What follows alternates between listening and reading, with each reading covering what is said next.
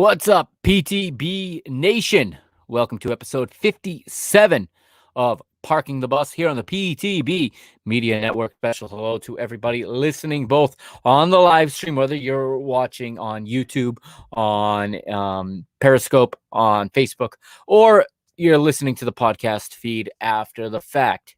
It's Sunday, June the 27th of 2021. And as you can imagine, I'm a little bit down this evening because the defending champions have been eliminated. Of course, you all know by now that is my team. You see the scarf right behind me if you're watching. Portugal lose 1-0 tonight to Belgium in a match that I think, I'm sorry to say, was all too predictable in my opinion. It was exactly what I was worried about. I think that Portugal actually played quite well today. But at the end of the day, you don't advance for playing well. You don't advance for style points. You don't advance for connecting passes. You don't advance for possessing the ball. You don't advance for a positive attacking attitude. You advance based on scoring goals, and that did not happen in the 90 minutes today. Those of you that joined me last night saw myself and Leo go at it a little bit. Different side of me. I usually don't get like that. It's very rare that I get that animated, but he has a way of bringing it out in me. And as you probably could tell, we disagreed on plenty last night. And unfortunately, I was right about the wrong game, and he was right about the wrong game, the way I was looking at it. All right. Also today, the Netherlands bow out in an upset that I didn't see coming. I admit I didn't see coming. And when you have a podcast and when you have a YouTube stream and you come on these platforms and you give your opinions to people, you are vulnerable. You are eventually going to get one wrong. And I have gotten more wrong than I've gotten right in this Euro, I think. Not exactly keeping track, but we will, at the end of the show, check out the standings in the FOTMOB contest, right, that I've got going on. The Pick'em contest. We'll take a look at that before the end of the show tonight. And you'll probably find me in last place because I didn't get any of these groups right. Okay, things did not go according to plan, obviously. Some people saw it better than I did. But today, I had a strong opinion on Portugal's, I don't want to say their performance because the performance was there. But the situation they found themselves in was a result of things that happened in the group stage. And I've got some feedback on Twitter that's going at me saying that I've got it wrong. In fact, why don't I pull it up and read it to you, okay? Because this guy likes to question everything I say on Twitter, which is fine. Like I said, my platforms are always open for discussion. I'm not getting into a Twitter war, tweeting back and forth. I'll just simply respond to it here on this platform because this is where I speak my mind. The Twitter exists for me to engage with you, but I want you, if you want to engage with me, okay, and if you want to come at me, you're gonna listen to me say things so that there is no confusion, so that there is no lack of context, because on this podcast I don't deal in 180 characters or whatever it is. Pulling up my tweet right now. I put this out from my Mr. Benfica Twitter handle after the match, and if you don't know, you should know by now to follow me on my PTB, on my Parking the Bus handle. That's at PTB_media. And if you're tuning in for the first time, I am the Mr. Mike Agustinu. Here, as always, putting my thoughts out there, and we don't get them right every time, okay? But here is what I said in regards to the end of the match, okay? This is from at Benfica Mister, my other Twitter handle. I simply said that the mismanagement and lack of preparation in one game, in parentheses, versus Germany, led to finishing third. And this matchup, I won't say we were unlucky, and I stand by that statement. I'm not going to come on here tonight and tell you Portugal were unlucky, because they were not unlucky. They put themselves in a situation to take on FIFA's #1 ranked team. They had the opportunity to not be in this situation. And I said, we put ourselves in this situation. I said, well done to Belgium. What else would I say after this? And one of my followers that likes to go at me, at Investor 1904, he told me, you don't learn anything from wins. You learn from mistakes and losses. After the Germany game, I see a nearly unplayable Portugal. You can't just blame the manager. It's everyone. It's a collective sport. I don't even disagree with that. I'm talking simply in terms of results. Everybody got it wrong against Germany, okay? But you can't sit here and say that the manager made the right adjustments. Listen, Portugal played 4 matches in this Euro. 3 of them, I think they did well. I think 3 of them were well planned, well executed, even if the style wasn't appeasing. I don't give two you-know-whats about that. I don't care about the style, okay? I don't. I think 3 out of the 4 matches, the manager even got it right. I defend this manager more than any other podcaster talking Portuguese football. You don't believe me? Go listen to the Seleção podcast, okay, with Danny Pinto and Eric Krakauer, which is an awesome podcast, by the way. Okay, they're not wrong, but they're much more critical of the manager than I am. Okay, I try to make a fair and balanced analysis of the manager and of the players. And that match with Germany was underprepared and mismanaged. Germany went to the well every time in the same way. And that was never addressed in any of the substitutions. He goes on to say, you're basically saying we should have outperformed the entirety of Group F. Damn, that's some absolute genius. Where did you come up with this? I have not responded because I'm going to do it right here. Okay, I'm not going to get into a Twitter war with this guy. I'm going to respond right here. All I said was if that match was better prepared, and you can't come at me and say that was well prepared. If we get a point in the match, we're not playing Belgium today. We're playing England on Tuesday. We're second place if we get a point in that match. And in fact, we get a point in that match, and Germany may very well have gone home. Who knows what they would have done in the final match against Hungary. Actually, they would have had 2 points just like Hungary. And if they don't score 4 goals on us, they probably don't get the advantage. Okay, they probably don't get the goal difference. Who knows? Okay, yes, Hungary took a 3-0 beating from us. But first of all, there's no need for personal insults and to sarcastically say that it's absolute genius. I'm the one putting myself out there. I'm the one making predictions. That falls on me. I get that. I want to talk into this microphone every night and make predictions. I'm going to get them wrong. I own that. However, how can you sit here and say that I've said that they should have outperformed? No, I'm saying if the other 2 matches went like they did, okay, and I thought we did well in the other 2 matches. We did well against France. I was happy with that. We did well against Hungary. I know people don't like the style or the approach, but I thought we managed the match well. The substitutions were well made, okay?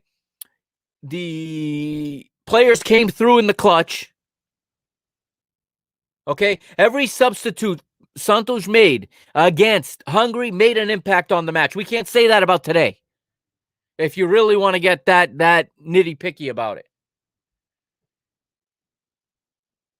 I'm not blaming the manager per se. I'm saying that the preparation, yes, that falls on the manager, and the management of the match in that match was not done correctly. That's going to happen. They took that match off. Ever since UEFA extended the field to 24, allowing third-place teams to go in, Portugal has felt too comfortable in the group stages. If you disagree with me on that, go back and watch the 6 group stage matches we've played. Okay? Look at the last 5 minutes against Germany. Portugal were more than happy to take a 2-goal loss versus risking anything to shorten the goal difference.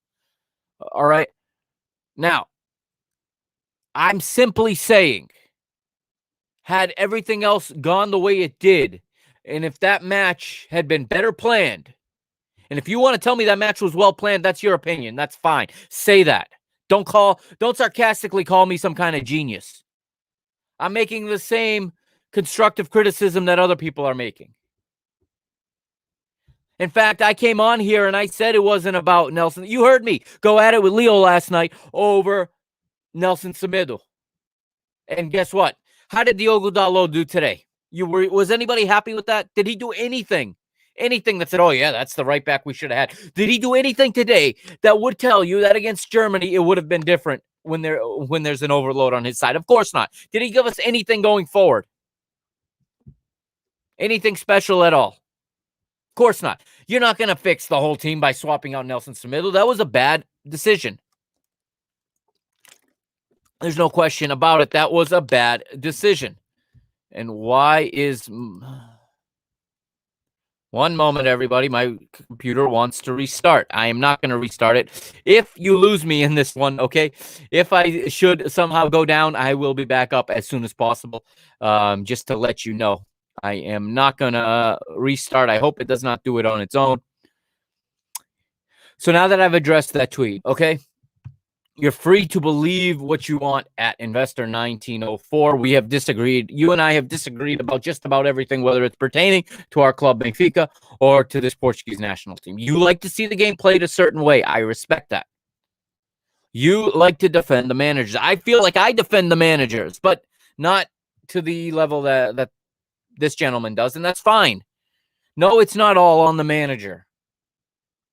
No, it's not. I understand that. All I simply said was we found ourselves in third place, which did us in today. So I'm not going to say we were unlucky today because we lost in a game where we were the better team, sure. But at the end of the day, again, I don't buy into this whole and I got kind of triggered by Leo last night talking about a certain team dominating. If you don't score goals, you don't dominate. Dave here says this was 100% on the attackers' lack of quality and attempts when they had them. Absolutely. Today, yes. And actually throughout the tournament, we missed a lot of opportunities. Okay, Diogo Jota comes to mind. He did not have a good tournament. Also, listen, yes, Diogo Jota did things off the ball that I liked. In front of goal, nobody really, really delivered. We get 2 goals from open play in this tournament, okay? That one was... We got 3 goals from open play, excuse me. We got the Rafael Guerrero deflection. That's fine. We earned it. Okay, you made the passes. You put the player in position to make the shot. And yes, it deflected, but that's because you took the shot, okay? We got the Cristiano Ronaldo dribbling Golaci against Hungary as well on a good combination play. And we got the Cristiano Ronaldo tap-in. Those were the only goals we scored from open play. I understand that. Okay. Nelson says we would have liked to seen more of Andres Silva earlier in the matches. That's a tough situation. And yes, I think we could have seen more from him. Certainly, he's a guy that can put the ball in the back of the goal. Andres Silva is a very talented, true striker, okay? Fortunately, he has a guy named Cristiano Ronaldo in front of him, and I'm not going to start blaming Cristiano Ronaldo like some so-called fans want to do, okay? The guy delivered. He's 36 years old. He delivered. He stepped up and took penalty kicks that others might have missed. So, yes, I think we could have seen him earlier. I think with the way Jota was playing, you could have moved Cristiano out to the left sooner and brought Andres Silva into play at the striker role. I think you're going to see more Andres Silva in this next cycle, working towards World Cup 2022. But again, in the lead up to this tournament, Diogo Jota was fantastic. He was our best player in the Nations League. Okay, he was delivering in the World Cup qualifying. We had no way to guess that Diogo Jota was gonna, and he still had a tap-in goal, but he was still at the right place at the right time. I give players credit for that. Some people don't. Some people call it just a tap-in. But in order to have the tap-in, you need to make the right run at the right time and be there. Yes, that's a substitution we could have made sooner. I agree. Also, I don't understand Danilo and and Sergio Oliveira coming into this match. Renato Sanchez is a engine. If he was gassed, that's one thing, but Sergio he doesn't bring anything that is going to make us more dangerous. He's just a good midfielder that can pass the ball well, but did he really bring anything that brought us closer to getting an equalizer? I don't know. Some of the substitutions today were not as well done as in the Hungary match and the France match, per se. I thought João Painho was pretty good, but he was not as good going forward. I thought defensively he was good. He was strong. Every time he got within, any sort of range, he looked to put it at goal, but he put it out of the stadium every time. Maybe that's nerves. I don't know. Why don't we go right into the Portugal match? We're going to start with that today. I'm going to take Twitter down. Actually, I'm going to take Twitter down in just a moment as we look at this, right? And I'll have the lineups in a minute for you. This was a match where I think Portugal did a sufficient job had the quality been there, like Dave said, in front of goal. Okay, we didn't get that quality in front of goal. And I'll even back it up a step. I don't know that we really got that quality in the delivery leading up to the shot either. We did on some set pieces. Okay, we had a Ronaldo free kick that forced a save from Courtois, but nobody was there for the rebound. We also had Bruno's corner kick that found Ruben Dias, which was our best chance of the game. Unfortunately, he did everything right, but he couldn't redirect the ball towards anywhere but where Courtois was standing. That ended up hurting us, certainly. And I think that, the Rafael Guerreiro ball off the post, also on a different day that goes in.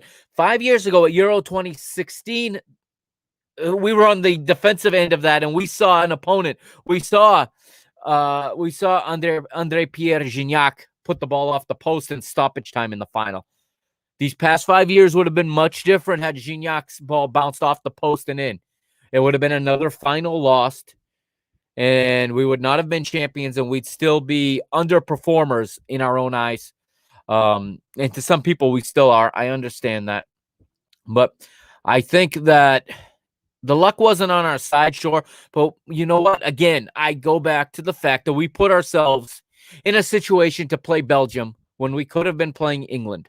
And again, I could not believe my ears last night when Leo came on here with me, someone I have talked football with for over a year. And usually we are on the same wavelength in a lot of ways. And he told me he believed Portugal took third on purpose to avoid England. I almost took this headset off and walked off this show, my own show last night when he said that. And I'm going to try to get him in here tomorrow to fight with that, fade my plays so they can go at it over England because they have very polar opposite opinions of that team. But looking at today's Portugal versus Belgium. So let's go to the lineups now that I have talked for 20 odd minutes and not gotten into the lineups at all. Belgium come out in a 3-4-2-1 as we expected. Thibaut Courtois is the goalkeeper. Toby Alderweireld is on the right center back. Mid center back is Thomas Vermaelen. And of course, the guy said we needed to pick on. Jan Vertonghen was the left center back. I thought at times we made the runs there, but you know what? Vertonghen was not exposed tonight. Not enough for my liking. Maybe. We never saw that switch that I wanted to see, and that was putting Jota on the right side and running at Vertonghen. We never saw that. I think Rafa should have come into this match and run at Vertonghen. We didn't see that. So maybe as this show goes on, I'm going to become a little bit more critical of the manager. But that's fair game. You take on the role of the manager. Yes, you have to make difficult decisions. I've been there.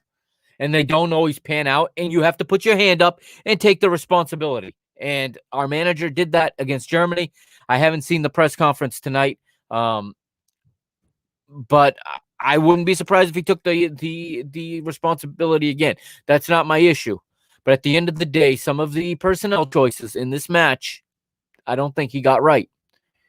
The four in midfield, Thomas Meunier wide on the right, Yuri Tielemans and Axel Witsel are the center midfield pair with Thorgan Hazard wide on the left, and he had himself a fairly good match I think he outplayed his brother, first of all.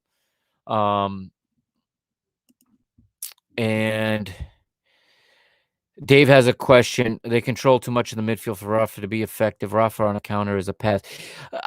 Perhaps you could be right, Dave. You could be right. I'm just speaking in terms of trying to attack Vertonghen's lack of pace, and I thought we could do a better job of that tonight, and I didn't see it. Maybe you know what it is. You can only make so many substitutions. You make a good point. And yes, Rafa is much better when we're pinned in, and we were playing on the front foot tonight, which makes him a little less accessible. He needs the space to run. So perhaps Rafa was not the answer, but even like a João Felix or, Pot. What happened to Pot? I don't know that he even dressed. Another problem. If Pot was not going to play, and I'm talking about Pedro Gonçalves, for those of you that don't know, if he was not going to play, why was he not at the U21s helping them win? They could have used him. If Nuno Mendes was not going to play, and I'm not saying he should have played, I think Rafael Guerreiro, had himself another reasonably good match. I think he's fine, okay? And I'm not convinced yet that an 18-year-old kid at left back was going to make that big of a difference in a positive sense. But if those two guys were not going to be used, why not bring more experienced players?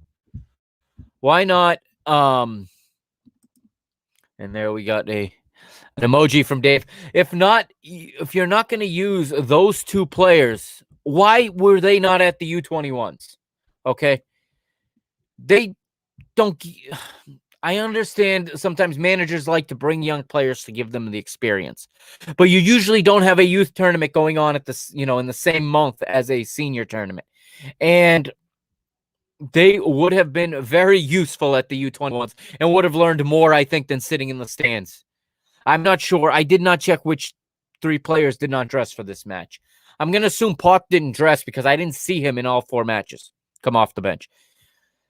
Maybe he's the guy that should have come in to run it at Vertonghen tonight. I would love to, and I wish I could have. I was not home, so I was not able to do so. I would have loved to have heard Fernando Santos' post-game press conference to better understand what he was coming from, where he was coming from. But I think that we did not exploit the back line of Belgium quite enough, especially early on when the game was more even. As we took control, that becomes harder to do because they were lying deeper and deeper. And, the ESPN crew said it, that, Belgium are not comfortable playing with two deep line blocks, and that's what they did. They did what they had to do to win the match. I'm not going to buy into this notion that we should have won because we had more of the ball. Yes, we had more chances, but at the end of the day, they made the most of their chance, and we did not. Now, let's go to Portugal's lineup before I get into Belgium's goal. 4-3-3 again. Rui Patricio in goal. Diogo Dalot gets the start at right back. Again, I didn't like this. I didn't think that was the problem. I didn't think that was the answer, and I think the problems with the right side were solved or resolved in the France match. The goal came from that side again today. So it's not just the defender, okay? Yeah, it was a poor clearance that ended up getting a square ball getting passed to Thorgan Hazard. Put it on his inside foot, and he hit it well. I think Rui Patricio's vision was either blocked. I'll get that in a minute. Let me read the rest of the lineup. Okay, Dalot gets the start at the right back. Pep and Ruben Dias are the center back pairing. Rafael Guerreiro is the left back. Palhinha, Moutinho, and Renato Sanchez in midfield didn't surprise me. I'm fine with that. Either Palhinha or Danilo, I'm fine with. I view them pretty equally.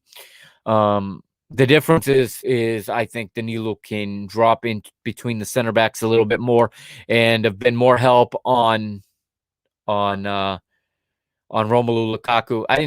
Now that I realize I didn't even finish the lineup with Belgium. Of course, it's Kevin De Bruyne, Eden Hazard, and Romelu Lukaku in the attack, with Hazard and De Bruyne playing behind Lukaku. But Lukaku didn't really affect this match too much in any way. I think he's a good player, and I got in an argument over him last night. he did a lot of good things. His movements were fine. He stretched Portugal's back line. He put him under pressure. At the end of the day, he didn't have the dangerous goal scoring opportunity, but he did have a hand in the goal. And of course, Portugal's front three was Ronaldo, Bernardo Silva, and Diogo Jota. No change there. So he did have a hand in the goal, Lukaku. What he did was he stayed wide and he kept Diogo Dalot with him. Diogo Dalot had a split second to make a decision.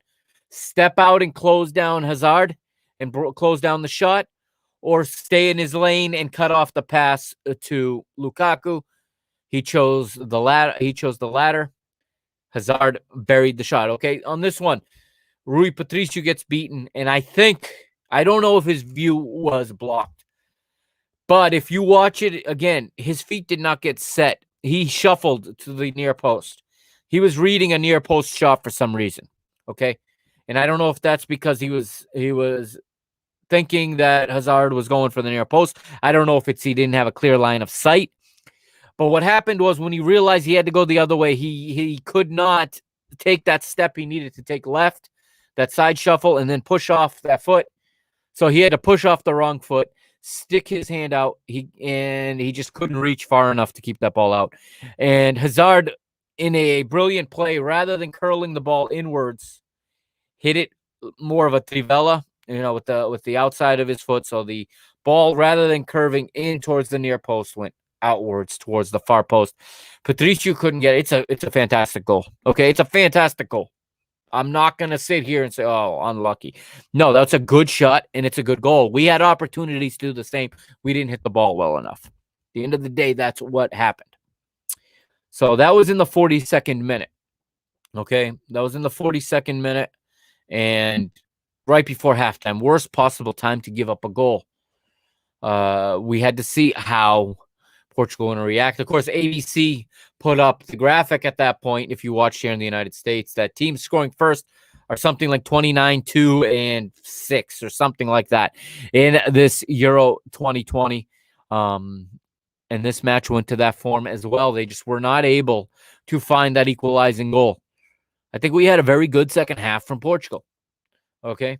I think we had a very good second half. I think Portugal gave what they had.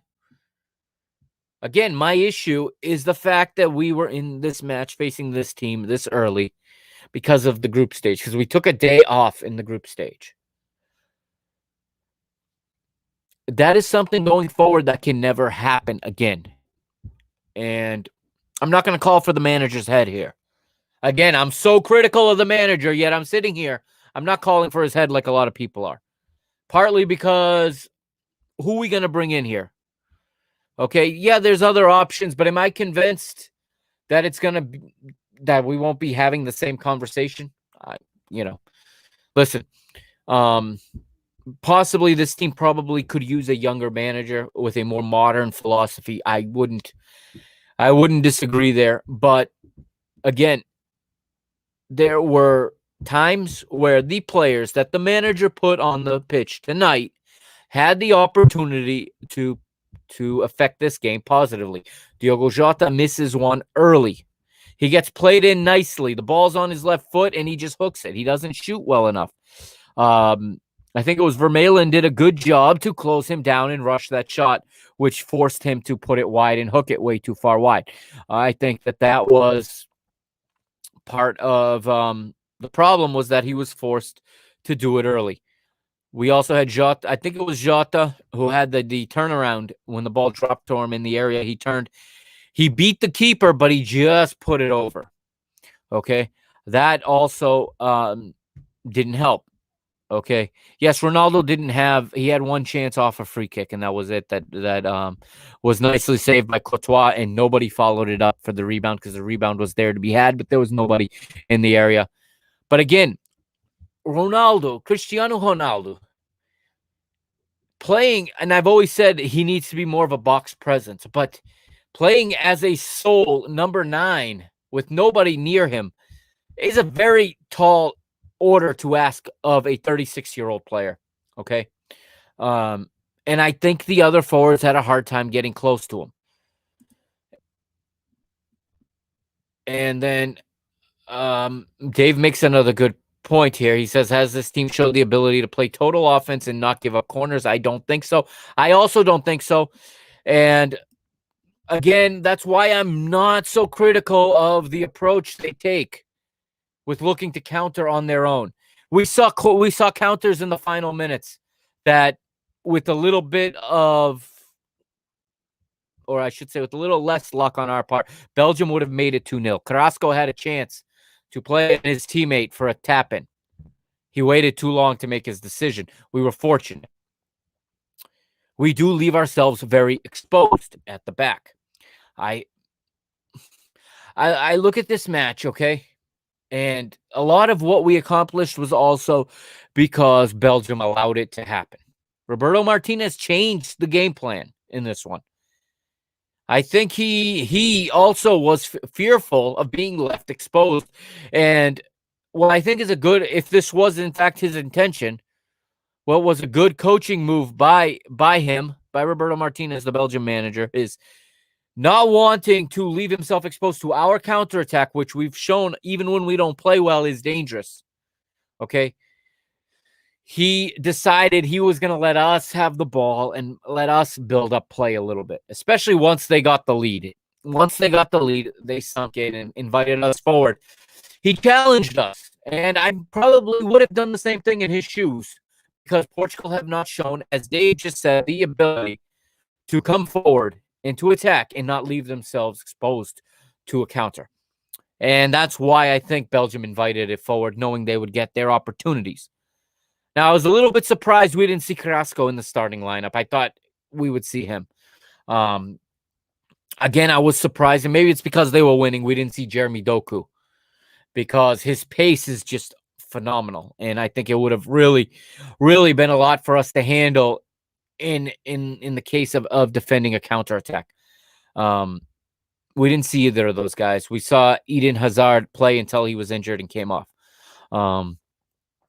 And I think that played into our hands a little bit because I don't think Hazard hurt us at all today. Eden Hazard, of course. Younger Hazard did, obviously. He had the goal. And I don't think Lukaku got the support he needed up front. He had a few times where he was posting up. Like I said, if we dropped deep, he was going to post and look for the turn, or he was going to dish it backwards to De Bruyne. But I agree with Dave that we didn't really show that ability to go forward. And that's why we play so pragmatic. And that's, again, I don't expect Portugal to turn into Spain. I don't even want to see that. Some of people do. I get a lot of flack from the people that want us to play that way. Whether it's, the Portuguese national team or my club team, Benfica. I don't want to see us connecting 1,000 passes. That to me is not effective. You may love it. It may be romantic for everybody. And I'm sure, my friend here on Twitter that continues to disagree with me on everything, which is fine. I feel he wants to see us play that game. He wants to see a more attack-minded game. Yes, we keep going back to we're defensive. I've seen the criticism, and I don't necessarily agree. I think we need to – you can play defensive while raising your lines a little higher, okay, so that you don't invite teams in so deep. Again, you take the Germany match out, and I don't think it was a half bad job of planning this tournament. It didn't always work out, but I could see what the philosophy was.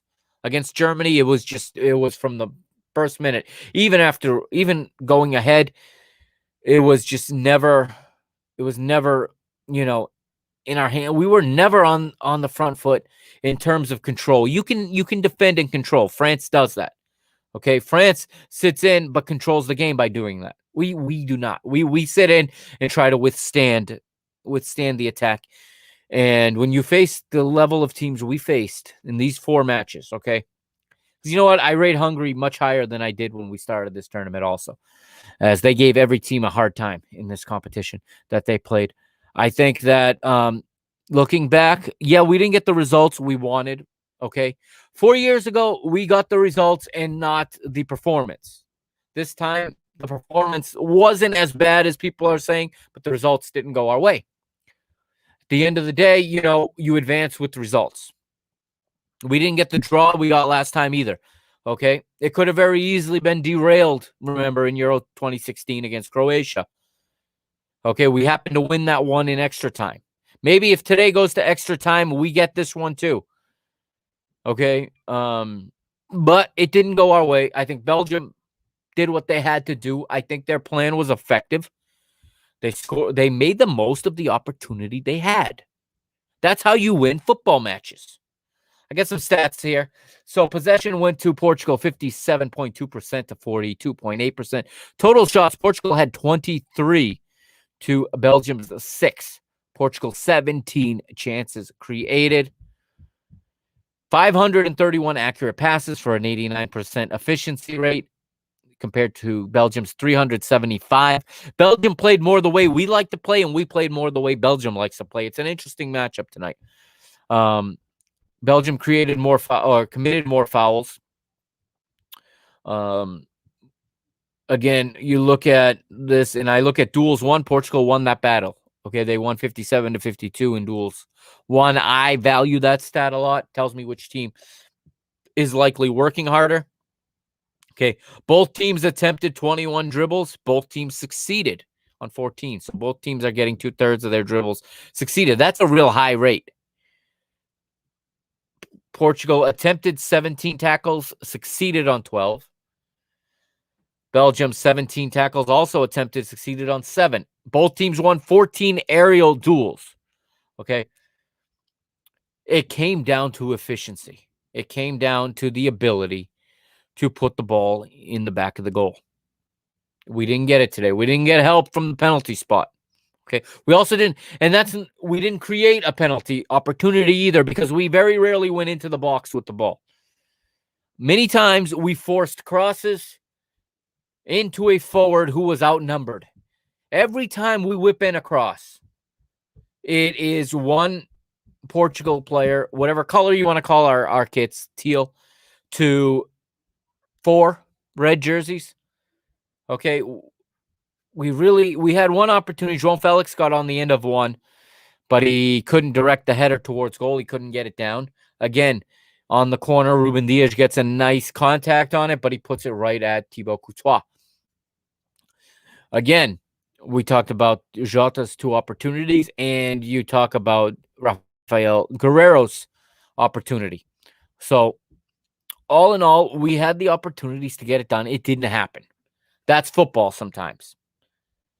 Now, I think our future going forward is still bright. I think we've got Ronaldo for at least another cycle. Some people are writing him off. Whoever the manager is going forward, whether it's Fernando Santos, whether it's somebody else, I don't even know who you...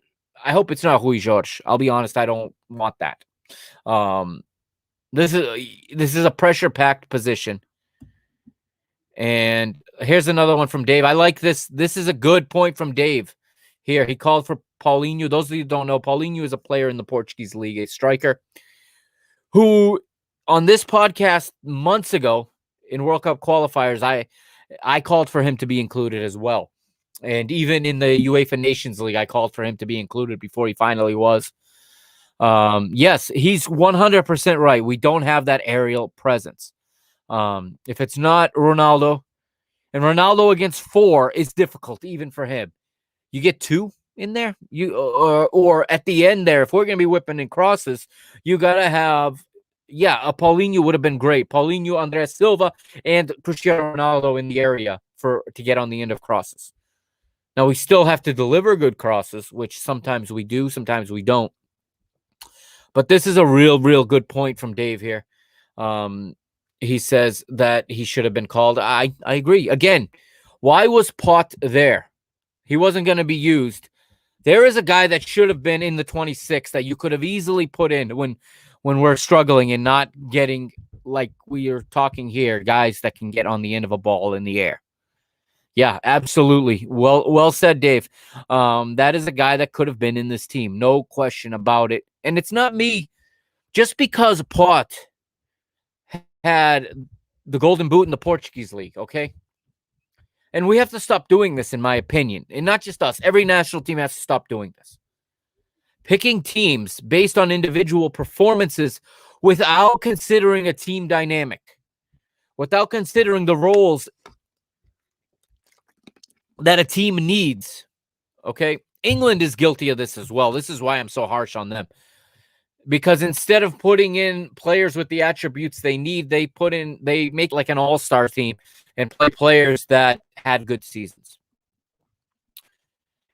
When you get to a final tournament, it's different than when you have your international match days in the middle of the season. At that time, you have to go on form because you have 2 days to prepare, and then you play a match. They had a camp, okay? They had a camp. They had training. Okay, this team could have been better constructed. If you disagree with that, I mean, again, you're free to disagree, but how can you say that if we're coming into this, not only did we lack an aerial threat or an additional aerial threat in the box offensively, we lacked a legitimate substitute right back for João Cancelo. I still will sit here and say that Diogo Dalot was not the right choice. I'm not going to blame him for the defeat. But how about a guy in this, and I think Dave may like this, how about a guy like Ricardo Isgaio in this team who can play more than one position in case these injuries happen?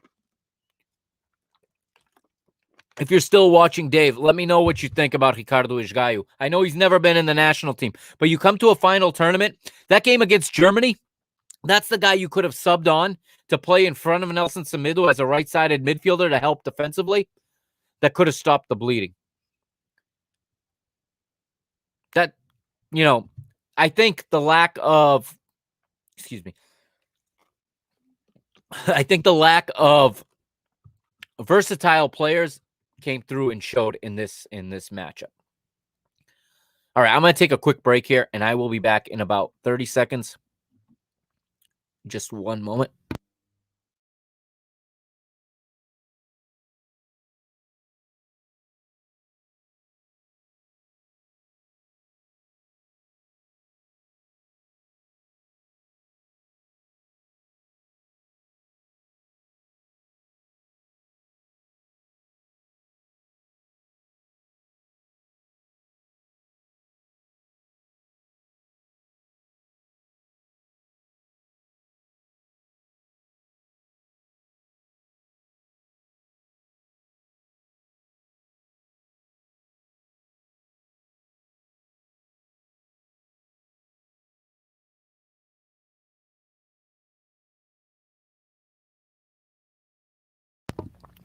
All right, now that my coughing fit is over, welcome back. Those of you on the podcast just got a nice ad. Those of you watching the live stream, I am back. And again, to put a bow on this match, again, did Portugal deserve better? Probably, but I'm not – again, I can't sit here and cry, oh, poor us, poor unlucky. I can't say that. I can't honestly say we were unlucky because we were in a position we put ourselves in, and I don't relieve the manager or the players of responsibility of that. We could have done better. We took the group stage for granted.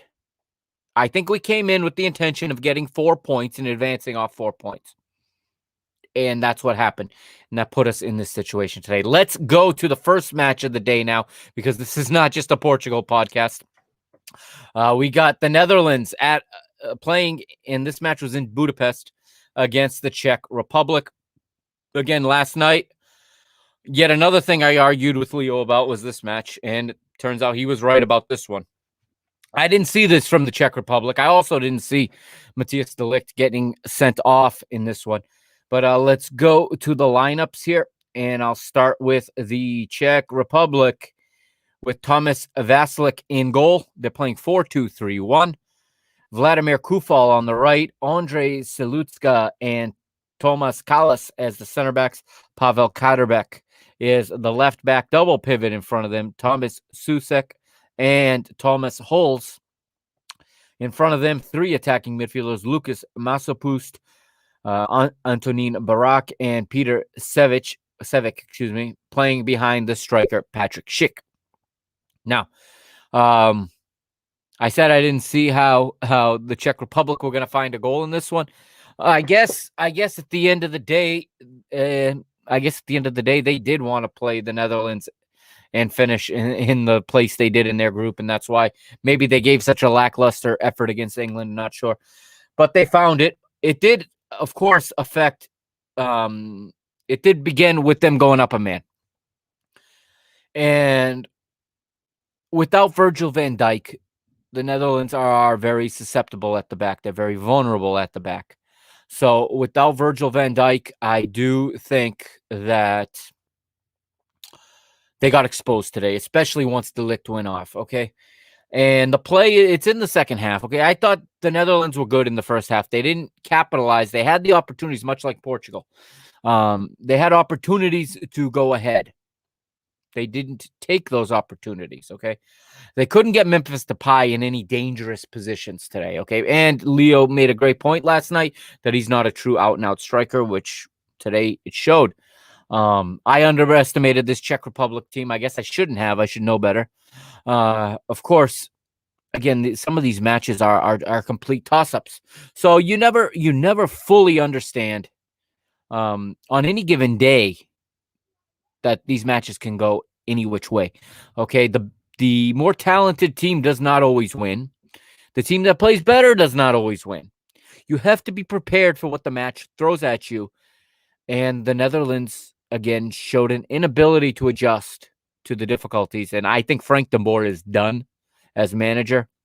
I saw the meme going on through Twitter of Jose Mourinho calling him the worst manager in Premier League history. 7 matches, 7 defeats, no goals scored. That's quite harsh. But again, I didn't think he was very good as Atlanta United manager either when he was here in Major League Soccer. Yet, for whatever reason, the Dutch FA decided he was the man to replace Ronald Koeman. And this team came out and played a style and a system that was unpopular to their supporters. And it ended up getting him here as their best defender is sent off. First of all, it's called he's defending, the ball's going in. He falls, it hits his hand. Originally a yellow card. However, the referee gets told to go take a look at it by the VAR. Now, what's happening to me, the questions I'm starting to get about VAR, as you see, it seems like whoever the referee is has a different protocol for the VAR. How many times do they not even go look at it? Now, this one was going to be on a total judgment call, I suppose, so that's why he went to look at it. But then again, if you have to look at it as a judgment call, how is that a clear and obvious error? I don't disagree with the outcome. I disagree with possibly him not seeing it the first time and changing his mind on something that's a judgment call. I guess I disagree in the language in which VAR is to be used. They use the acronym COGSO, clear and obvious goal scoring opportunity. That's what we call it here, at least in the United States. We use that acronym. Referees use that acronym to describe the exact situation that happened here. And apparently the referee was told, I guess the VAR told him to look at it versus saying it was a clear and obvious goal. Because sometimes the VAR just tells them, they don't go look at it, and they make the call based on that. But I suppose since it's a potential red card offense, of potential sending off, he went to take a look at it. He comes back. And of course, once the referee makes the box, you know that the original call is being overturned, because otherwise he just waves play. And he waves off the yellow card, shows De Ligt the red card. So he judged based on the replay this was a clear and obvious goal scoring opportunity. I don't disagree with that. I'm just curious as to why he didn't think that the first time around. De Ligt comes off, and okay, they would have started with I read the Czech Republic's lineup. The Netherlands had Stecklenburg in goal, De Vrij, De Ligt, and Daley Blind across the back. Not a back line that's putting fear in anybody. And of course, De Ligt being sent off, as we said. In front of them, 5 in midfield. Denzel Dumfries as the wingback. Patrick van Anholt as the other wingback. Then in the center, a trio of Gini Wijnaldum, Frankie de Jong, and Martin de Roon, with the attackers Daniel Malin and Memphis Depay. So looking at this now, we get the sending off in the 52nd minute. In the 56th, Quincy Promes comes on. Daniel Malin comes off. Naturally, when you're only playing with three at the back, it has to be an attacker to come out to at least put three at the back. And in the 68th, Thomas Hull gets the goal from Thomas Callis. Very nice goal. Well drawn up play. Ball comes across the face of goal, gets headed back across the face of goal, where Thomas Hull is waiting for it on the back post. Manages to beat even the Dutch player defending the goal post. It was off a corner kick, and he did not come off the goal post. He stayed on it. He was defending it. Probably should have been kept out by the defender, but it was not. It found its way in. Czech Republic go ahead. The crowd in that end of the stadium completely erupts. Of course, we're in Budapest at the Puskás Arena. Full house again. The official attendance for this one was 52,834. It completely erupts.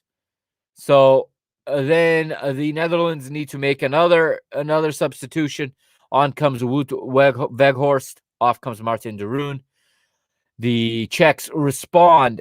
6 minutes later, Jakub Janko comes on for Lucas Mesopust. And 1 minute after that, Patrick Schick gets on the end of a ball from Thomas Hulls. And Schick gets his third of the tournament. And he scores. The Czech Republic lead 2-0. And I couldn't believe that the Dutch are going to go out to this Czech Republic team. Another attempt here as they make a double substitution. On comes Steven Berghuis and Jurien Timber for Patrick Van Aanholt and Daley Blind. Frankie de Jong sees a booking in the 84th. A couple of substitutions for the Czechs that make really no difference in the match. In the 90th +2, off comes Schick and Barak. On comes Kremnic and Sedilik. And at the end of it goes to 90 +6. The referee blows his whistle for full time. The Czech Republic advance to take on Denmark. And Denmark are gaining momentum. And I think Denmark will beat this Czech team. And I think Denmark will be in the semifinals. That, I guess, is a wrap on today's round of 16 matches. Tomorrow, we have two more. You've got Croatia taking on Spain at noon Eastern time here in the United States, 9 Pacific. That match will be taking place in Denmark, in Copenhagen. So that'll be 9 p.m. local time, I believe. No, sorry. That'll be 6 p.m. local time in Denmark. Heat should not be a factor in that match, so it could be a very well-played match. However, I don't know what Spain we're going to get. I really don't. Are we going to get the Spain that puts everybody to sleep, connecting 1,000 passes a game and 890 of them being lateral or backward? I don't know. Are we going to get a Spain that finds the back of the net? We'll see. Croatia will probably be consistent to what we have seen.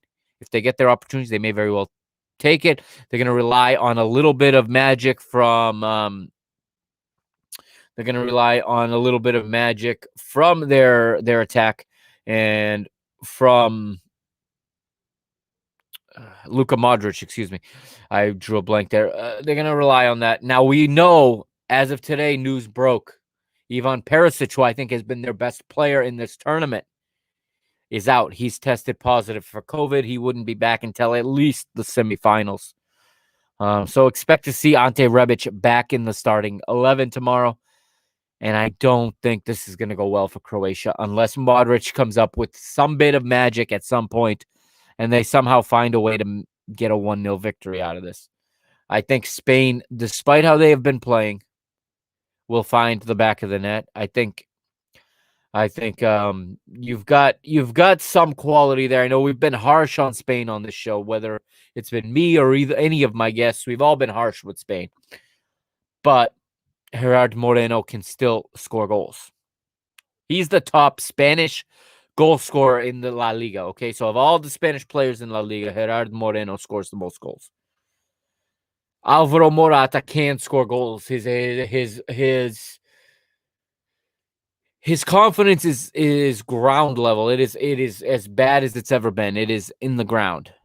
That does not mean he can't wake up tomorrow and feel like, today's the day I break my slump, and today I'm gonna score. There's nothing special in this Croatia backline for me. I said the same thing about the Czechs yesterday. Today they played lights out, so I don't know about that. And okay, so Angels jumping in here late. I did talk about Portugal earlier. I thought today they were decent. I thought they played as well as they probably could, minus the fact that his question is, what do I think about Portugal and how they played? I thought that they lacked quality in front of goal. And I think they lacked some quality in the final delivery. I think they made a lot of bad crosses that went right to Belgian defenders. Belgium always outnumbered Portugal in the area. They were well prepared. They changed their game plan. Portugal had their opportunities, didn't take them. And again, I'm not going to sit here and say we were unlucky, because we put ourselves in a situation where we had to play Belgium in the round of 16. Had we taken care of business in the group stage, had we been better prepared, and this got me a lot of heat on Twitter, but had we been better prepared and had we managed the match better with Germany, and we get 5 points instead of 4, we're playing Tuesday against England, and I fully believe we're beating England on Tuesday. I think England are going out to Germany right now. I really do. I don't believe they're going to beat Germany. And Dave is giving me, yeah, Dave is going with Switzerland, France over 2.5 goals at plus 125. Money in the bank. It's great. Even without my degenerate gambler friends on the show this week, we're still getting the betting lines, which is great. I agree with that. I think that's money in the bank as well. Now, that match will be tomorrow. That's the nightcap tomorrow. Let's move to that one. I think that's definitely money in the bank. You will get over 2.5 goals from that. I think France may have a cakewalk with Switzerland. Switzerland are a team, unless Seferovic goes on a tear, or what's his strike partner's name there, Imbolo goes on a tear. Let's see. We do have prospective lineups for that one. So Imbolo, if they go on a tear and somehow get ahead of France, perhaps, but I think France, so experienced. They don't have to play well to win. They score goals. Okay. I think Mbappe is going to have a big match. He's due for one. I thought Portugal did a good job keeping him at bay. But Antoine Griezmann, for me, is someone I'm still waiting to see. The Antoine Griezmann that I know. And I think tomorrow's probably a good opportunity for him also to get on the score sheet and to start creating some stuff for them in that number 10 position. Karim Benzema is class. Okay, he doesn't need a lot of opportunities to score. If Paul Pogba keeps playing the way he has, and he's sending those vertical passes into space for this attacking trio, Switzerland are in big trouble, I think, in my opinion. N'Golo Kante lights out as usual. And even France's back line I like a lot. I like that center back pairing of Varane and Kimpembe. I think I'm much higher on Kimpembe than just about anybody.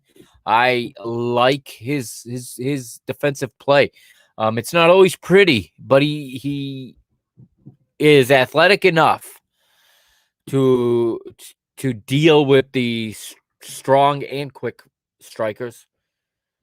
And he's hard-nosed, and he makes his tackles hard, and he hits on them. He gets his tackles. He's successful. Right now, the prospective lineup is showing Leo Dubois playing at left back. We'll see what Deschamps goes with. Deschamps is a manager that I think has also sort of overdoes the management. He overthinks things. I think he should just keep his best players on the field because they're that good. Even when they're not playing well again, they are effective. I think we could see France. I expect to see France not have trouble. It would not surprise me if they win 3-0, 3-1, 4-2, 4-1 in this one.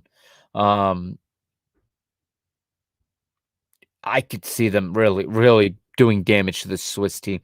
The Swiss team relies very heavily on playing through Shaqiri, okay? But Shaqiri tomorrow is going to be met in midfield by N'Golo Kante, who is going to get help from Paul Pogba. Paul Pogba has been a beast in this tournament. Paul Pogba for France is not Paul Pogba for Manchester United.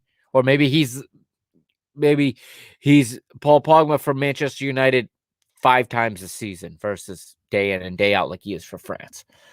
Yeah, I think it's money in the bank tomorrow with that over 2.5 goals. I play responsibly, but go for it. I will recommend that and second that recommendation. Those are the 2 matches we got tomorrow, and we'll be back again tomorrow. And I'm planning to have both Leo and Fade My Plays on here tomorrow. So at DGens United and at Fade My Play will be here tomorrow. I'm hoping to have them go against each other. I have one more question here, so I will get to it here. It's Angel once again, and he says, do I think Portugal should start another player to have more chances to score? I think they should have made a change earlier. We talked about it. I think Andres Silva could have come on earlier. I think we could have seen Potts come in. I worked through that, and I don't even know that he was dressed.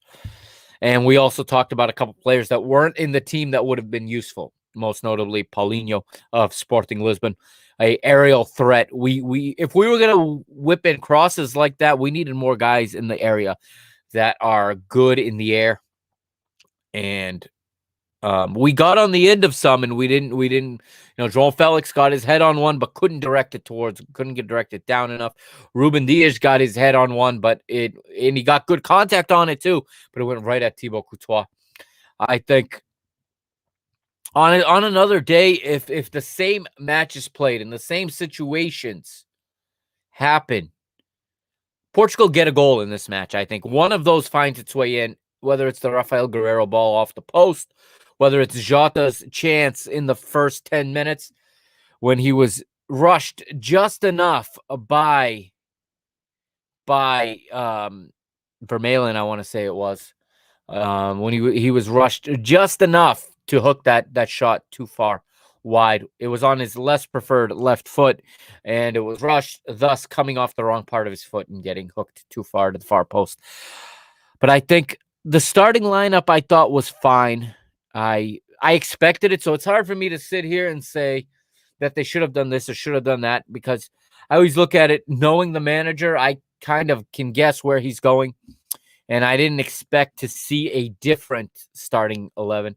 The only surprise for me, and I guess it's not even that much of a surprise because everyone was calling for it except for I, was Diogo Dalot getting the start at right back. I don't think that changed anything at all. I don't blame him for the loss, but it didn't bring anything to the team either. He gave us absolutely nothing going forward except more crosses that went directly to Belgian defenders. He had one play that was pretty good. He made a tackle down deep, got up quickly, and then delivered a ball. I think Portugal, what they needed to do, and they didn't do, was beat that defender, gain the inline. And I've talked about this on this show since the second night, I think. We talked about it. You got to get those defensive lines turned around facing their own goal. We saw more own goals in this tournament than we've seen in many. And I think the key to that is getting those defenders turned around by getting in, gaining the end line, the goal line, coming across it, forcing them to face their own goal, and then driving the ball low along the ground, which could, it gets redirected by anybody and it's going towards the goal. They didn't do that today. They opted to cross early. They allowed Belgium's backline to hold their position and to keep the ball in front of them. It's always easier to win a header on a cross if you're stepping forward versus backpedaling. Okay? They didn't get anything in behind today. Everything stayed in front of Belgium's backline, and at the end of the day, that's why the ball didn't go in. Okay? That's why there were no easy tap-ins today.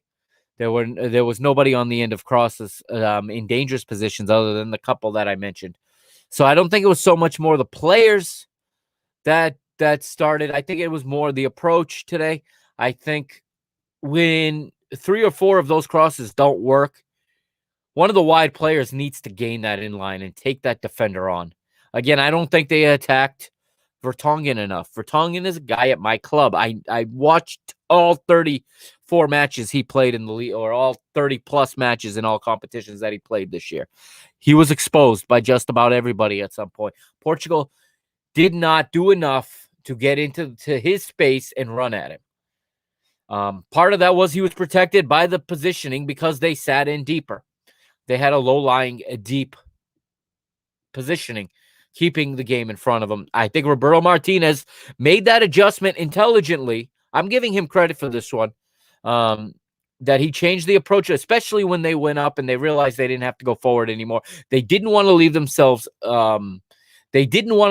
exposed to the counter, and I give him credit for that. If I'm facing Portugal, I'm also going to tell you that if you're going to beat me, you're going to beat me by constructing play yourself. We're not going to go forward and leave ourselves exposed and allow you a quick counter, which is what Portugal have done so well. So that's where I see on that. All right, that's going to wrap this episode 57 on the live stream. Those of you that are listening to the podcast, you've got bonus content coming up. That's right. The next segment on the podcast only will be my review of the recent Copa America matches. Okay. If you want to hear that, you got to go to your Apple Podcasts in the morning, Spotify, iHeartRadio. Go to ask Alexa to play the Parking the Bus podcast, and you can hear it in the final segment there. So this is going to be it for tonight. Thank you for joining, everybody. Thank you to everyone in the chat that tonight was contributing to the show and was interacting with me. Like I said, tomorrow I'm planning to have some guests here with me. I'm planning actually to play Dana White and put them head-to-head with each other and let them argue about England versus Germany.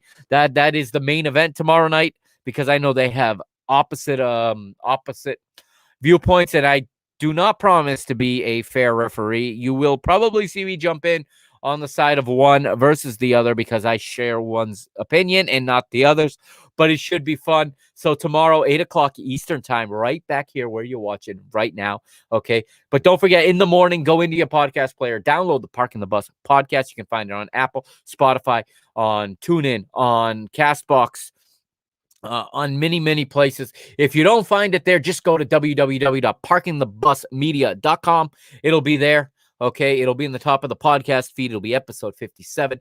It's not the video, so don't watch the video if you're looking for the Copa America segment. It's only in the podcast. Okay, it's only in the audio. So until tomorrow, that's going to be it for today. Thank you for joining me. This is the Mr. Mike Agostino signing off. Don't forget to give me a follow over at PTB_media, both on Twitter and on Instagram. And also go over to the PTB Media Network YouTube page.